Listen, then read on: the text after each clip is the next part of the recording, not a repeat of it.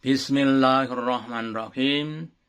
Assalamualaikum warahmatullahi wabarakatuh. Evan Fitin yang dirahmati Allah Ta'ala, salah satu yang harus kita yakini adalah adanya qadha dan qadar. Suatu ketetapan yang telah ditetapkan Allah Ta'ala di alam azali, di alam keawalan. Sebelum Allah Ta'ala ciptakan alam semesta. Di dalam qadha dan qadar itu secara garis besar ada dua. Yaitu ketetapan yang berupa kenikmatan dan ketetapan yang berupa musibah, atau qadha qadar yang baik atau qadar yang tidak baik atau yang jelek. Kenapa Allah Ta'ala menciptakan dua qadha tadi? Yang pertama, menciptakan qadha yang baik berupa kenikmatan untuk menguji kesyukuran hambanya.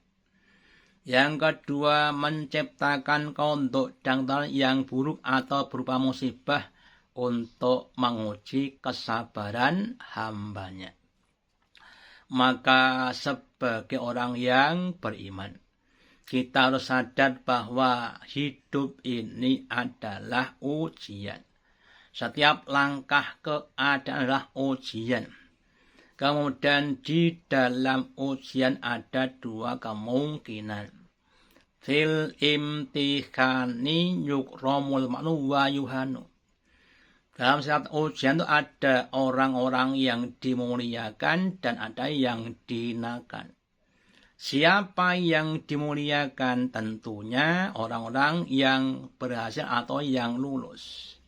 Siapa yang dihinakan? Tentunya orang-orang yang gagal. Sehingga ada 4 kelompok atau 4 tingkatan.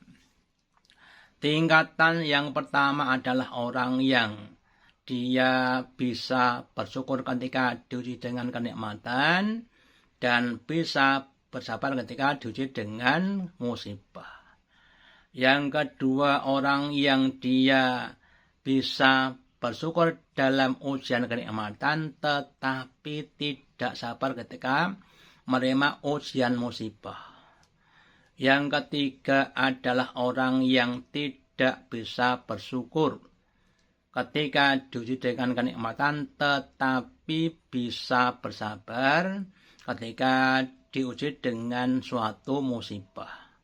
Yang terakhir, yang tidak paling baik, yaitu orang yang dia tidak bisa bersyukur ketika diberi ujian kenikmatan dan tidak bisa bersabar ketika diberi ujian musibah.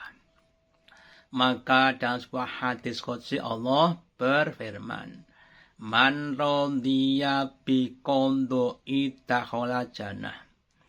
Barang siapa yang dia ridho dengan ketetapanku, maka aku akan masukkan ke dalam surgaku. Orang-orang yang ridho terhadap qadha qadar adalah orang-orang yang mampu memahami kehendaknya Allah. Keridhaan itu akan menimbulkan nikmat besar namanya surga. Sedangkan orang yang tidak ridho kepada qadha qadar Allah berarti dia menyalahkan Allah. Padahal Allah zat yang maha alim dan hakim.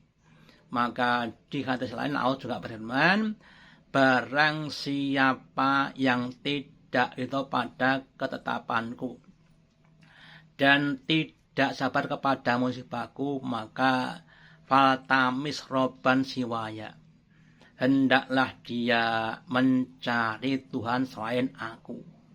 Suatu pernyataan yang menyatakan bahwa orang-orang yang tidak ridho kepada qadha qadarnya itu adalah orang-orang yang sesat.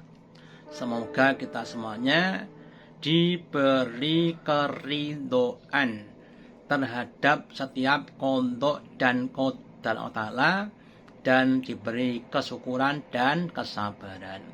Wassalamualaikum warahmatullahi wabarakatuh.